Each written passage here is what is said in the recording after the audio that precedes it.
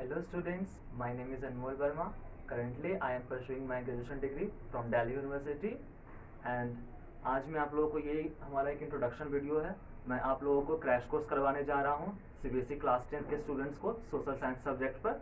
तो सबसे पहले हम लोग ये सोशल साइंस का सिलेबस देखेंगे। हमारा सिलेबस क्या क्या है, हमें क्या क्या पढ़ना है, मार्क्स डिस्ट्रीब्यूशन, किस सब्जेक्ट से कितने मार्क्स का एग्जाम में क्वेश्चन आएगा। Then we will discuss about its exam pattern. Exam में एमसीक्यूज आ रहे हैं, वेरी लॉन्ग आंसर्स आ रहे हैं, शॉर्ट आंसर्स आ रहे हैं, किस टाइप क्वेश्चन आ रहे हैं, सोर्स बेस्ड क्वेश्चन आ रहे हैं, मैप आ रहे हैं, मैप कहाँ से आ रहे हैं, उन सब के बारे में हम लोग आज डिस्कस करने वाले हैं। फिर मैं आपको बताने जा रहा हूँ कि मेरा जो 40 डेज का जो प्लान है, हम लोग की क्रैश कोर्स आपने देखा होगा हमारा 40 डेज का प्लान है, इज इट। तो हम लोग देखेंगे हम लोग 40 डेज में हम लोग क्या क्या करने वाले हैं। इसके अलावा मैं आप लोगों का टेस्ट भी लेने वाला हूं, तो इन सब के बारे में मैं आपको इन सारे इस वीडियो में पूरा बताने वाला हूं। तो चलिए हमारे साथ बने रहिए, तो हम इसे स्टार्ट करते हैं। तो चलिए सबसे पहले हम इसके सिलेबस के बारे में देखेंगे, क्योंकि कुछ भी चीज़ पढ़ने से पहले हमें सिलेबस इसका अच्छी तरीके से मालूम होना चाहिए। सिलेबस क्या है, क्या पढ़ना है, किससे कितना नंबर का क्वेश्चन आ रहा है। तो सबसे पहले हम हिस्ट्री के बारे में देखते हैं। हमने देखिए आप लोगों का 80 मार्क्स का एग्जाम होगा, तो 80 मार्क्स में से 20 मार्क्स चारों के हिसाब से आने वाले हैं, हिस्ट्री से, ज्योग्राफी से, इकोनॉमिक्स एंड पॉलिटिकल साइंस से। सबसे पहले हम हिस्ट्री के बारे में देखते हैं। हिस्ट्री में आप लोगों को मात्र 2 चैप्टर पढ़ना है। As you all know that about it, first chapter that is the rise of nationalism in Europe.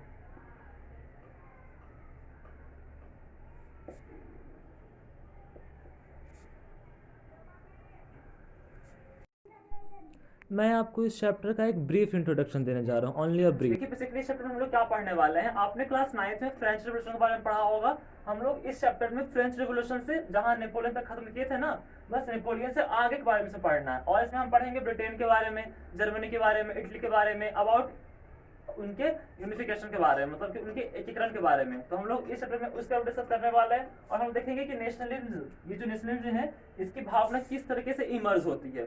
तो हम लोग बेसिकली फर्स्ट चैप्टर में इसके बारे में ही देखने वाले हैं। और जो आपका जो सेकेंड चैप्टर है, मतलब आपके बुक में जो थर्ड चैप्टर है, that is the nationalism in India. Nationalism in India. देखिए बेसिकली इस चैप्टर में हम लोग क्या पढ़ने वाले हैं। इस चैप्टर में बेसिकली हम लोग गांधीयन फेज के बारे में पढ़ेंगे। मतलब गांधी जी साउथ अफ्रीका से इंडिया में आते हैं, वो सत्याग्रह ऑर्गेनाइज करते हैं। वो कहाँ का सत्याग्रह ऑर्गेनाइज करते हैं, किस तरीके से हमारा इंडियन नेशनल मूवमेंट स्टार्ट होता है, हम लोग इसके बाद इस चैप्टर में उसी के बारे में पढ़ने वाले हैं। पूरा पूरा वही चैप्टर है। और आपको इस चैप्टर से आपके मैप वर्क भी आएंगे 2 मार्क्स के। इसके बारे में, मैप के बारे में हम लोग लास्ट चैप्टर में डिस्कस करने वाले हैं। तो बेसिकली हिस्ट्री आपका 20 मार्क्स का है, तो आप डिवाइड कर लीजिए इसको। इसमें 10 एंड इन दिस 10 आप 10 डिवाइड कर सकते हैं। और मे भी ऐसा भी हो सकता है कि शायद इससे 8 मार्क्स क्वेश्चन आ जाएं और इससे 12 मार्क्स के। तो मोर और लेस 1-2 इस तरीके से होते हैं, तो डजंट मैटर, आप जान ले जाइए। हिस्ट्री में आपके 2 चैप्टर से आने वाले हैं, इसका मैंने आपको इंट्रोडक्शन भी दे दिया। और हम लोग सेकेंड टॉपिक देखते हैं, सेकेंड सब्जेक्ट। सेकेंड हम लोग ज्योग्राफी के बारे में देखेंगे। सेकेंड हमारा ज्योग्राफी है।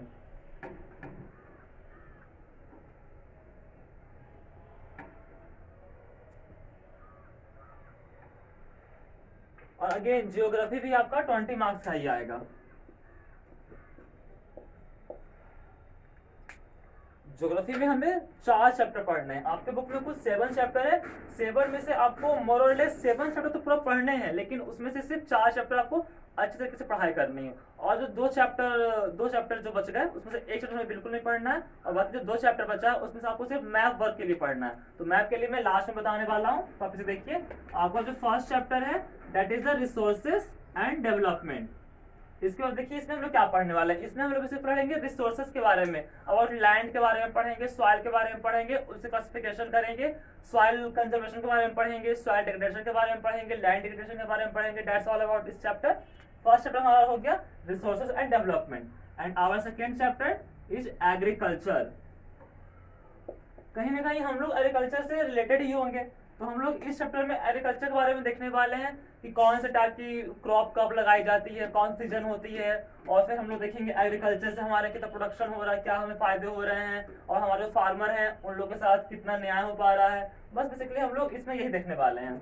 और जो आपका थर्ड चैप्टर है, that is the manufacturing industries. ये आपका 6th चैप्टर है। इसमें हम लोग क्या पढ़ने वाले हैं मैन्युफैक्चरिंग इंडस्ट्रीज में। जैसे कि ये मेरा शर्ट है, तो ये कैसे बना, हम लोग मैन्युफैक्चर करते हैं ना किसी चीज का। अगर आप बिस्किट खा रहे हैं तो बिस्किट कैसे बना, कहाँ बना, बस उसके बारे में देखने वाले हैं हम इसके बारे में। वो हो गया। और जो लास्ट चैप्टर है आपका ज्योग्राफी का, वो है आपका life lines of Indian economy, that is the transport. उसका हम लोग ट्रांसपोर्ट एंड कम्युनिकेशन के बारे में पढ़ने वाले हैं। चैप्टर का नाम है आपका life lines of national economy. इसमें हम लोग बेसिकली ट्रांसपोर्ट के बारे में पढ़ेंगे और कम्युनिकेशन के बारे में पढ़ेंगे। ट्रांसपोर्ट में हम लोग पढ़ेंगे रोडवेज, रेलवे, जितने भी मीन्स ऑफ ट्रांसपोर्ट होते हैं उसके बारे में हम लोग पढ़ने वाले। और कम्युनिकेशन, जैसे आज आप लोग मुझे देख पा रहे हैं तो कहीं ना कहीं वो कम्युनिकेशन हो रहा है ना फोन के कारण, तो हम लोग कम्युनिकेशन के बारे में देखेंगे। तो ये रहा हमारा ज्योग्राफी के बारे में। और ज्योग्राफी में आपका मैप वर्क भी आता है, और मैप सारे चैप्टर से आते हैं। इस पर हम लोग लास्ट डिस्कस करने वाले हैं। As I have told you, हम लोग थर्ड देखते हैं पॉलिटिकल साइंस के बारे में। और यहाँ वन मोर थिंग, जैसे यहाँ पे 4 चैप्टर था, 20 मार्क्स का था, तो आप 5-5 चारों में डिवाइड कर दीजिए।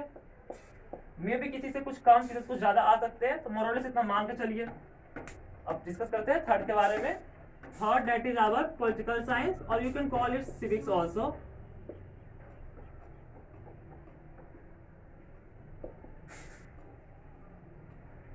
ये भी आपका अगेन 20 मार्क्स का आएगा।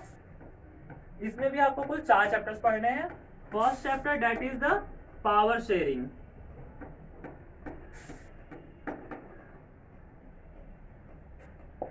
पावर शेयरिंग बेसिकली हम लोग ये पढ़ेंगे, हम लोग को इसमें कुछ केस स्टडी के बारे में दिया हुआ है, हम लोग उसके बारे में पढ़ेंगे। और हम लोग ये देखेंगे कि why power sharing is desirable, power क्यों हमें शेयर करना चाहिए। तो ये बेसिक इंट्रोडक्शन रहा पावर शेयरिंग का। Then our second chapter that is the federalism.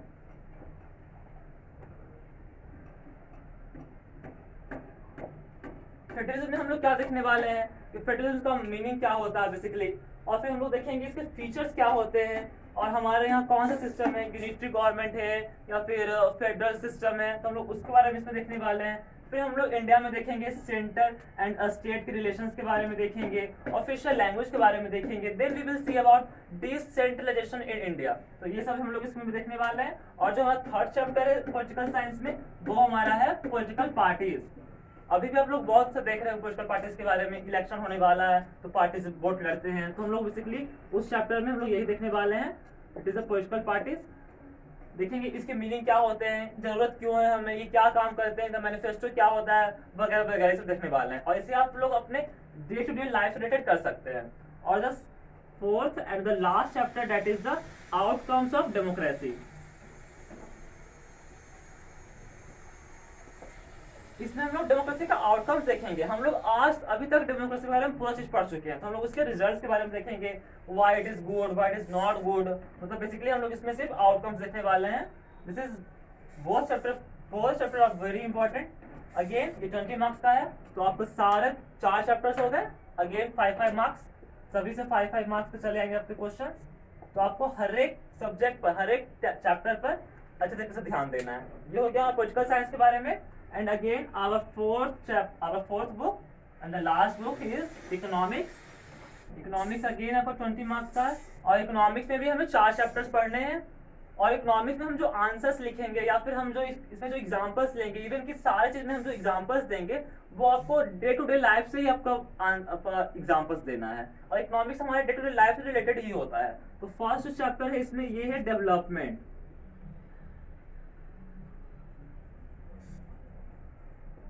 Development में हम बेसिकली देखेंगे डेवलपमेंट का मीनिंग क्या होता है। शायद आपके लिए कुछ डेवलपमेंट हो, वो मेरे डेवलपमेंट ना हो, तो हम डेवलपमेंट में बेसिकली इन सब चीजों के बारे में देखने वाले हैं। लिटरेसी रेट के बारे में देखेंगे, और भी कुछ चीजें दिया हुआ है उसका हम देखेंगे डेवलपमेंट में। Our second chapter that is the sectors of the Indian economy. इसमें हमारे कुल 3 सेक्टर आते हैं, हम लोग उनके बारे में देखेंगे, प्राइमरी, सेकेंडरी, टर्शरी। बस हम लोग सेकेंड में वही देखने वाले हैं। और थर्ड जो हमारा चैप्टर है, वो हमारा थर्ड चैप्टर है मनी एंड क्रेडिट के बारे में। That is the money and credit.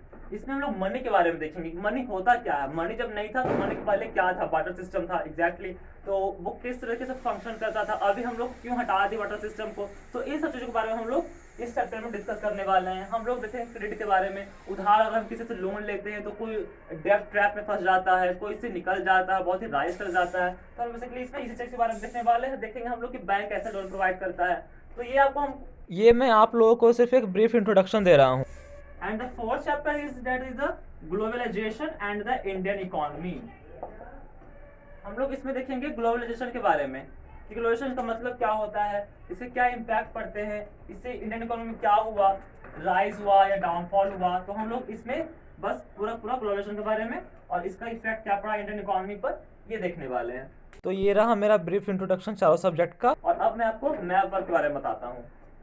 Map work आप लोगों का ज्योग्राफी से आएगा और हिस्ट्री से आएगा। हिस्ट्री में मैं बताता हूँ एक चीज, एक मिनट।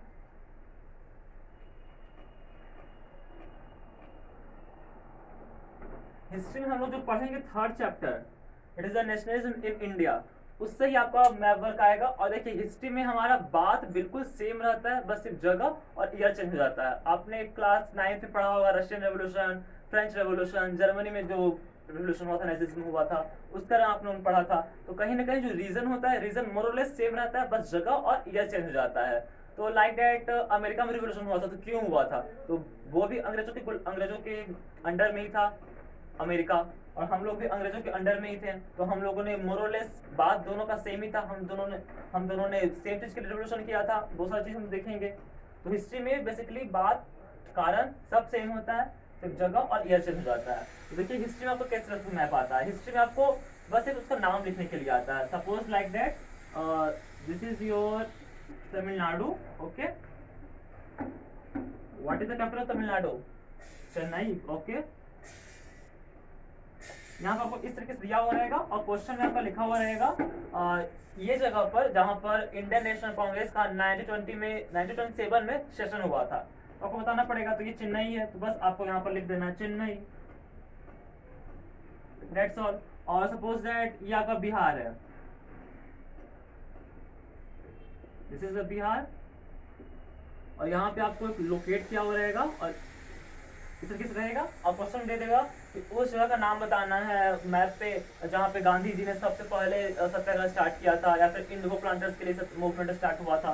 तो ये कौन सा जगह है, दैट इज द चंपारण, बस right only Champaran, that all thing. अब मैं डिस्कस करता हूँ ज्योग्राफी के मैप वर्क के बारे में। ज्योग्राफी के मैप वर्क में सीबीएसई ने सिलेबस में जारी कर चुका है कि वो कौन कौन से मैप पूछने वाला है। तो हम लोग बस उन्हीं मैप को करने वाले हैं। देखिए ज्योग्राफी में आपका मैप किस तरीके से आता है। और आप लोगों को जो 7th चैप्टर है जो ट्रांसपोर्ट का है, उसमें आप लोगों को एयर बेस के बारे में पढ़ना है। तो उसमें हम लोग बेसिकली एयरपोर्ट के बारे में पढ़ेंगे, सी पोर्ट के बारे में पढ़ेंगे। तो वो आपसे एक क्वेश्चन में लिखा हुआ रहेगा, where is Indira Gandhi international airport is situated, where it is, या इट इज इन दिल्ली। तो you will have to show Delhi, that's all, it's very easy. तो हमें जो मैप सीबीएसई ने बोला है, हम लोग उन सब चीजों के बारे में देखेंगे। ये रहा मेरा पूरा ब्रीफ इंट्रोडक्शन। अब मैं आप लोगों को एग्जाम पैटर्न बताता हूँ कि एग्जैक्टली क्वेश्चंस किस तरीके से आएंगे, फिर हमारा टेक्निक क्या होगा पढ़ाने का, वो सारा मैं आपको इस वीडियो में आगे बताने वाला हूँ। आई होप आप लोगों को आपका सिलेबस अच्छे से समझ में आ गया होगा। अब हम लोग एग्जाम पैटर्न के बारे में डिस्कस करने वाले हैं। एग्जाम में कितने मार्क्स के क्वेश्चंस, किस टाइप के क्वेश्चंस आने वाले हैं, उन सब बारे में हम लोग डिस्कस करेंगे। उससे पहले मैं आपको ये करना चाहता हूँ, आप जो आंसर्स लिखें वो एकदम पॉइंट वाइज बनाकर लिखें, बिल्कुल पैराग्राफ बनाकर मत लिखिए हिस्ट्री की तरह। हमें बिल्कुल पॉइंट वाइज आंसर्स लिखिए, नीट एंड क्लीन। अच्छा सुंदर राइटिंग ना हो कोई बात नहीं, बट रीडेबल होनी चाहिए, जैसे जो एग्जामिनर चेक कर रहे हो वो पढ़ सके। तो इस तरीके से आंसर लिखिए, आपको 100 में 100 मार्क्स जरूर मिलेंगे। ये हो गया। और जितना क्वेश्चन में जितना आपको बोला वर्ड लिमिट, अगर वो बोला है 50 वर्ड्स में लिखना है, देन एग्जैक्टली 50 प्लस माइनस 5 चलता है, उससे ज्यादा नहीं। अगर 80 बोला है then exact to 80, not exact 80 बस प्लस माइनस 5 चलता है। तो इस बातों का ध्यान रखिए और आप लोग अच्छे नंबर ला पाएंगे। तो चलिए हम लोग चलते हैं एग्जाम पैटर्न पर डिस्कस करते हैं। आपके कुल 32 क्वेश्चन पूछे जाएंगे और वो सारे कितने मार्क्स के रहेंगे, 80 मार्क्स के, मैंने बता चुका है। और वो 5 सेक्शन डिवाइड रहेगा, section A, B, C, D and E. तो सबसे पहले हम लोग सेक्शन ए के बारे में डिस्कस करते हैं। सेक्शन ए में आप लोगों का question number 1 to 60 section A का क्वेश्चन रहेगा। और इसमें आपको जो क्वेश्चंस रहेंगे वो आपके एमसीक्यू टाइप के रहेंगे। एमसीक्यू आप लोग जानते हैं, ऑब्जेक्टिव टाइप। आपका कुछ क्वेश्चंस दे देगा, 4 ऑप्शन देगा, which one of the following is correct, आपको टिक लगाना पड़ेगा। इसलिए बहुत ही सोच समझकर जो अप्रोप्रिएट आंसर लगे उस पर टिक लगाना चाहिए। तो सेक्शन ए में आपका एमसीक्यू रह सकता है, सेकेंड आपका वेरी शॉर्ट टाइप का आंसर है सकता है, हमें कि एक लाइन लिखना पड़े। जैसे आपसे पूछ सकता है define majoritarianism, what is majoritarianism, बताना पड़ेगा, वो एक लाइन का आंसर है, वो आपको बताना पड़ेगा, ये हो गया। या फिर ये पूछ सकता है कि जब गांधी जी अफ्रीका से इंडिया आए तो वो सबसे पहले अपना आंदोलन कहाँ स्टार्ट किए थे, that is Champaran, very short answer, या फिर ऑन वन वर्ड आंसर, ये पूछा जाएगा आपको सेक्शन ए में। और इट मे भी आपको पूछा जाएगा ट्रू फॉल्स के बारे में, वहाँ कुछ बता दिया जाएगा, कुछ स्टेटमेंट लिख दिया जाएगा, बताएगा कि ये ट्रू है या फॉल्स है, वो बताना पड़ेगा आपको। या फिर इसमें ये पूछा जा सकता है कुछ सेंटेंस, आपको कुछ सेंटेंस बना कर देगा, उसमें कुछ गलत होगा, वो दे सकता है कि ये डिस्टेबलाइजेशन इंडिया में कब हुआ, मतलब मतलब वो इस ईयर में हुआ था, इस टाइप में दे देगा, लेकिन हमें पता है कि ये इसमें नहीं हुआ था, ये कब हुआ था, तो आपको इसको रीराइट करके लिखना पड़ेगा। मतलब सेक्शन ए में इस टाइप के क्वेश्चंस आएंगे। मैं आप लोग का टेस्ट लेने वाला हूँ, तो मैं उसमें आपको सच बताने वाला हूँ, बस आप लोग एक ब्रीफ आइडिया ले लीजिए क्या किस तरीके से पैटर्न है, कैसे हमें प्रिपरेशन करना है अबाउट दैट। ये हो गया सेक्शन ए। अब हम लोग सेक्शन बी पे बारे में डिस्कस करते हैं। सेक्शन बी जो होगा वो आपका 17 से 22 क्वेश्चन तक होगा, और इसके जो मार्क्स होंगे वो 3 मार्क्स के क्वेश्चन होंगे। जो सेक्शन ए थे वो 1 मार्क क्वेश्चन थे, ये जो है आपके 3 मार्क्स के क्वेश्चन है। और इसमें उन्होंने वर्ड लिमिट बताया हुआ है पहले से ही, आप लोगों ने अगर सैंपल पेपर देखा होगा तो आप लोगों को पता होगा अच्छी तरीके से। सैंपल पेपर में लिखा हुआ है वर्ड मार्क्स हमारे मात्र वर्ड लिमिट जो है वो मात्र 80 वर्ड्स है।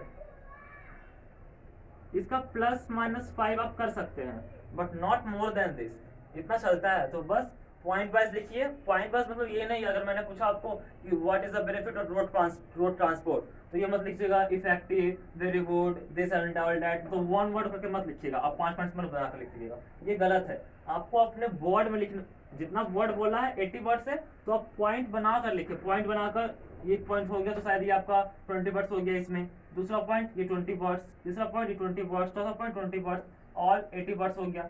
इस तरीके से बनाकर लिखना है। तो पॉइंट बस करने का मतलब ये है। आई होप आपको समझ में आ गया होगा ये चीज। चलते हैं हम लोग सेक्शन सी पे। इसमें जो होंगे आपके क्वेश्चंस 23 टू 26 तक आएंगे। ये क्वेश्चन आपके 4 मार्क्स के होंगे। Okay, 4 marks. इसमें जो बेसिकली जो क्वेश्चन आते हैं वो सोर्स बेस्ड क्वेश्चंस होते हैं।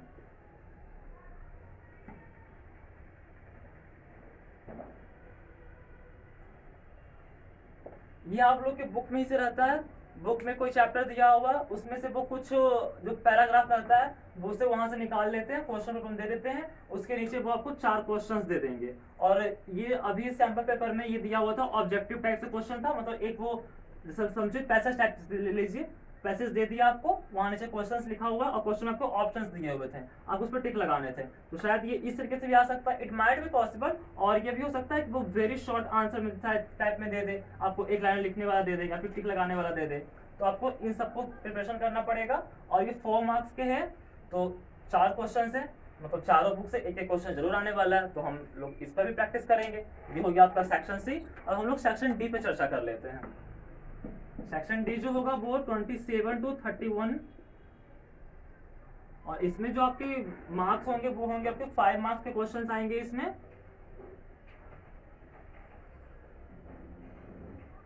और इसका जो वर्ड होगा वो वर्ड इन्होंने दिया हुआ है 120 वर्ड्स, मतलब आपको पॉइंट वाइज ही बनाकर लिखना है, लेकिन 120 वर्ड्स तक में होना चाहिए।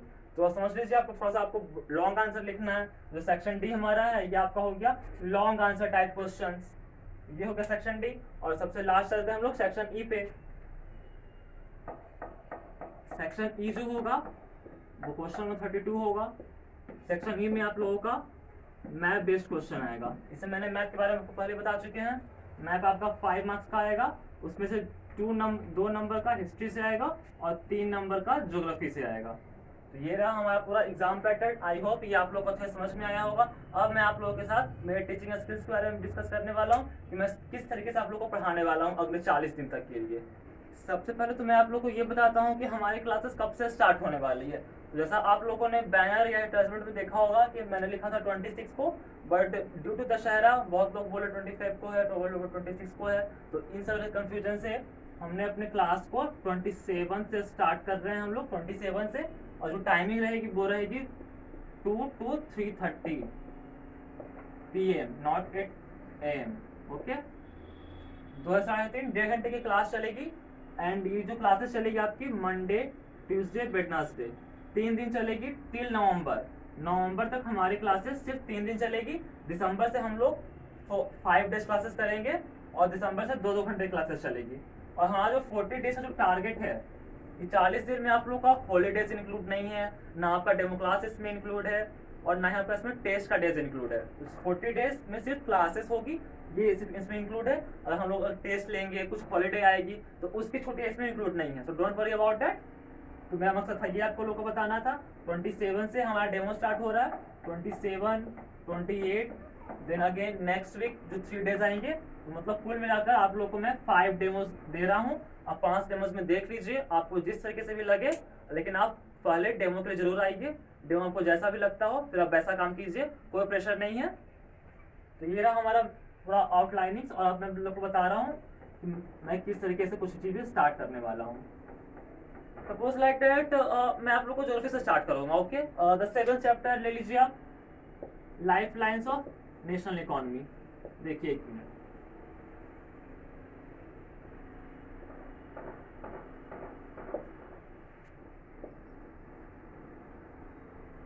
अगर ये आपका चैप्टर है तो सबसे पहले तो मैं इस पर मैं ब्रीफ इंट्रोडक्शन दूं। हम लोग क्या क्या पढ़ने वाले हैं इसमें चैप्टर में, like that what we are going to read in this chapter. और हमारा जो मीडियम रहेगा, बहुत बच्चों को मीडियम की बहुत डिफिकल्टी होती है, तो मुझे ही पता है कि सब लोग को बहुत डिफिकल्टी होती है। ना तो वो पूरा इंग्लिश में कंफर्टेबल है, ना पूरा हिंदी में कंफर्टेबल है। बहुत से कुछ हिंदी मीडियम के बच्चों में सीबीएसई में, तो ये बैचेस उन लोगों के लिए भी है। तो हमारा जो मीडियम रहेगा वो इंग्लिश रहेगा, English plus Hindi in both languages. और हम लोग नोट्स प्रोवाइड करने वाले हैं आप लोगों को। नोट्स इंग्लिश में रहेंगे और जो क्लासेस चलेगी वो इंग्लिश हिंदी दोनों मिलाकर चलेगी। तो किसी को भी कोई भी डाउट नहीं होगा, कोई दिक्कत नहीं होगा। जहां डाउट्स होंगे आप अपने डाउट्स क्लियर कर सकते हैं मुझसे। तो देखिए, इससे अगर मैं ये चैप्टर पढ़ाने वाला हूँ तो पहले मैं आपको इसका इंट्रोडक्शन दूंगा कि हम लोग क्या पढ़ने वाले हैं इस चैप्टर में।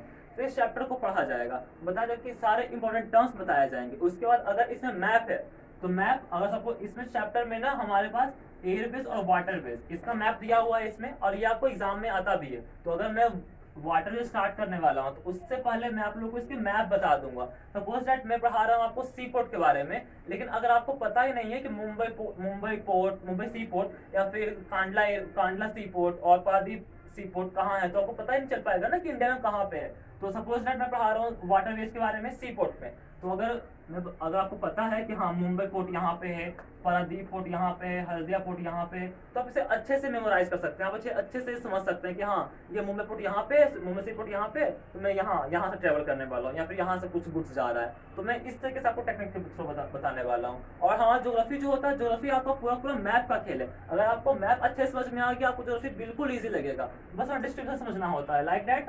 1 मिनट देखिए, जैसे कि हम लोग अगर एयरवेज के बारे में पढ़ रहे हैं, तो अगर नहीं वाटरवेज में आप लोगों का कुछ नेशनल वाटरवेज दिया हुआ है। तो अगर आप लोग को पता ही नहीं रहे कि नेशनल वाटरवेज 1 के बारे में दिया हुआ कि ये इलाहाबाद को हल्दिया से कनेक्ट करता है, तो ये आपको याद करना पड़ेगा। लेकिन मैं चाहता हूँ आपको याद ना करना पड़े, आप चीजों को विजुअलाइज करके समझ सके, वो ज्यादा अच्छा होता है। जैसे कि अगर मैं आपको मैप के थ्रू बता दूं कि look at that, Allahabad is here and Haldia is here, मैं आपको इस चीज को बता दिया कि हाँ ये जो नेशनल वाटरवेज है, इसको हम लोग नेशनल वाटरवेज 1 बोलते हैं, जो किसको कनेक्ट कर रहा है, इलाहाबाद को हल्दिया से कनेक्ट कर रहा है। इसका किलोमीटर कितना है, तो 1620 किलोमीटर का है। तो अगर आप कुछ चीजों को मैप के थ्रू याद करेंगे तो आपको जल्दी अच्छे तरीके से याद हो जाता है। और बुक में भी आपका बस सिर्फ लिखा हुआ है नेशनल वाटरवेज इतना 1 है, इतना कनेक्ट कर रहा है। बट इससे अगर आप विजुअलाइज कीजिए, अच्छे तरीके से देखिए, मैप के थ्रू देखिए, तो आपको अच्छे से याद होगा। और हिस्ट्री की बात रही तो हिस्ट्री में बहुत से लोगों को समझ में नहीं आता है, लेकिन हिस्ट्री जो मैं पढ़ाऊंगा वो बिल्कुल स्टोरी की तरह कि वो किस तरीके से हुआ। और हिस्ट्री भी बहुत इंटरेस्टिंग लगता है, तो हम लोग उसे पढ़ेंगे कि वहाँ पर क्यों हुआ। 3 चीजें हमें जरूर जानना पड़ता है, क्यों हुआ, कैसे हुआ, उससे क्या परिणाम निकले। पहले तो काउजेस क्या थे, काउजेस कुछ थे, काउजेस देखेंगे, फिर कैसे वो हुआ, हाउ, फिर देखेंगे उससे क्या परिणाम निकले, रिजल्ट क्या निकले। तो बहुत सारी चीजें हम लोग उसमें देखने वाले हैं। तो बेसिकली मेरा यही रहेगा पॉइंट ऑफ व्यू। और जैसे कि मैंने आपको बताया अभी 7 चैप्टर में स्टार्ट कर रहा हूँ, तो अगर मैं 7 चैप्टर खत्म कर दिए तो उसके बाद 1 दिन का टाइम मिलेगा। इसमें आप लोग अपने सारे डाउट क्लियर कीजिए। कुछ भी क्वेश्चंस हैं, कुछ भी क्वेश्चंस रिगार्डिंग इसके चैप्टर के रिगार्डिंग, तो आप अपने वो डाउट्स क्लियर कीजिए। आपके पास कोई डाउट नहीं है तो नेक्स्ट डे, चैप्टर खत्म होने के नेक्स्ट डे, तो आप लोग अपना डाउट क्लियर कीजिएगा। उसके नेक्स्ट डे मैं आप लोगों के पास क्वेश्चन आवर रखूंगा। क्वेश्चन आवर मतलब उस पूरे होल क्लास में आप लोग को 1 मार्क्स वाले क्वेश्चन पूछे जाएंगे। क्वेश्चंस मैं पूछूंगा, आप लोगों को आंसर बताने पड़ेंगे, तो आप लोग को प्रिपेयर करके आना पड़ेगा इस पर। ये हो गया हमारा सेकेंड डे का सेट, सेकेंड डे पढ़ाने के सेकेंड डे के बाद फिर आप लोग को एक दिन का और टाइम मिलेगा, 1 से या 2 दिन का ले लीजिए। टेस्ट होता है, टेस्ट प्रिपरेशन करने में टाइम लगता है, 2 दिन का आप लोग को और टाइम मिलेगा। उसके बाद हम लोग जो टेस्ट रखेंगे, टेस्ट हमारा संडे को होगा या सैटरडे को होगा, सैटरडे या संडे को हमारा टेस्ट होगा। उसमें जो टेस्ट होगा वो पूरा बोर्ड बेस्ड क्वेश्चंस होगा। जैसे कि हमने 7 चैप्टर कंप्लीट किया, ओके, तो 7 चैप्टर से ही आपका वो टेस्ट होगा। उसमें से जिस टाइप के क्वेश्चंस आ रहे हैं 1 मार्क्स क्वेश्चंस भी होंगे, हमने पढ़ा शॉर्ट क्वेश्चंस होते हैं, शॉर्ट टाइप क्वेश्चंस होंगे, सोर्स बेस्ड क्वेश्चंस आते हैं, वो भी क्वेश्चंस होंगे उसमें आपके, लॉन्ग क्वेश्चंस आते हैं, लॉन्ग वाले भी होंगे, मैप क्वेश्चंस आते हैं, मैप वाले भी होंगे। तो हम लोग इस तरीके से एक चैप्टर को अच्छे तरीके से प्रिपेयर करेंगे। हम 10 चैप्टर को प्रिपेयर कर लें, कुछ समझ में नहीं आ रहा है, इसलिए अच्छा है कि पहले हम एक चैप्टर को लें लेकिन उसे अच्छे तरीके से प्रिपेयर करें। We have enough time. So मैं इस तरीके से आप लोगों को पढ़ाने वाला हूँ। ये हो गया। इसके बाद जब हमारा पूरा बुक कंप्लीट हो जाएगा, मतलब हमारा हिस्ट्री, ज्योग्राफी, इकोनॉमिक्स, सिविक्स सारी चीजें अगर हमारा कंप्लीट हो गया, उसके बाद फिर मैं आप लोगों का 5 टेस्ट लूंगा। मतलब सारे देखिए, जैसे कि मैंने आप लोगों को हर एक चैप्टर पढ़ाया, उसके बाद तो आपका टेस्ट होगा ही, उसके बाद आप लोग का बोर्ड वाला पेपर का टेस्ट होगा। वो टेस्ट 5 टेस्ट होगा। मतलब जिस तरीके से बोर्ड में एग्जाम होता है ना 3 घंटे 15 मिनट का, बिल्कुल उस तरीके से, बस टाइम आप लोग को थोड़ा कम मिलेगा। अगर हम यहाँ पर आप लोग को बोर्ड में आप लोग को 3 घंटे 15 मिनट मिलते हैं, तो अगर मैं आप लोग को यहाँ पर 2 घंटे 45 मिनट का टाइम दूंगा, आधा घंटा का मैं टाइम कम दूंगा, तो आप लोग यहाँ पर उतने टाइम में उस पूरे पेपर को सॉल्व करने के लिए एबल रहेंगे। तो आपको बोर्ड एग्जाम में कोई दिक्कत नहीं होगा, तो आपका यहाँ से हैबिट बन जाएगा, तो अच्छा रहेगा। तो मैं सिर्फ बोर्ड बेस्ड पेपर में सिर्फ 5 टेस्ट लूंगा आप लोगों का, वो 3 घंटे का मोरलेस हो ही जाएगा। वो 5 टेस्ट होगा आप लोग का 3 घंटे तक का, उसमें आप लोग को अच्छे से प्रिपेयर करके आना है। जब हम लोग ये कर लेंगे तब वो होगा। मे बी ये हमारा जैन के फर्स्ट में स्टार्ट हो जाए। जो टेस्ट हमारा 5 टेस्ट है, तो आपका 1 वीक में ओनली 1 टेस्ट होगा। ये नहीं कि हम 5 दिन कर दिए फिर छोड़ दिए, इस तरीके से नहीं।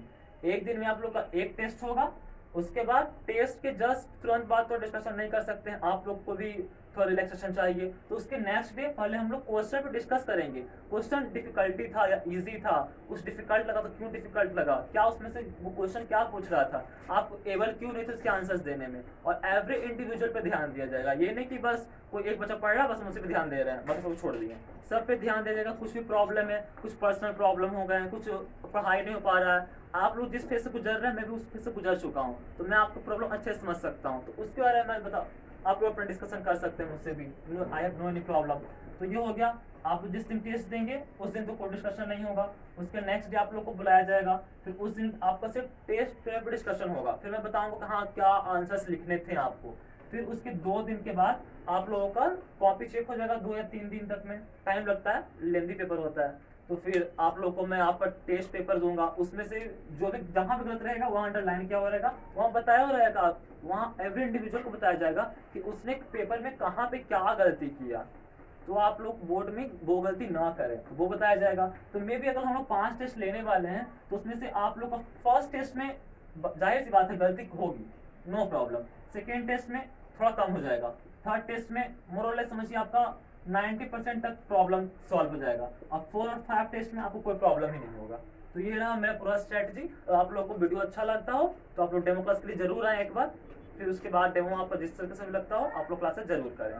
तो ये रहा मेरा पूरा इंट्रोडक्शन वीडियो। आई होप आप लोग को अच्छे समझ में आया होगा। एनी क्वेरी होगा आप लोग पूछ सकते हैं। हाँ, आप लोग के लिए एक सरप्राइज और है, जस्ट वेट एंड वॉच।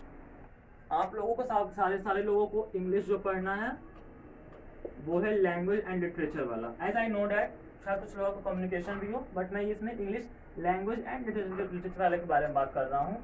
आप लोगों को इसमें ग्रामर का क्वेश्चन आता है 10 मार्क्स का, और आप लोग को राइटिंग का क्वेश्चन भी आता है 10 मार्क्स का, जिसमें इनफॉर्मल लेटर एंड का पैराग्राफ पूछा जाता है। और इसमें आप लोग का रीडिंग का क्वेश्चन आता है 20 मार्क्स का, दैट इज द 40 मार्क्स।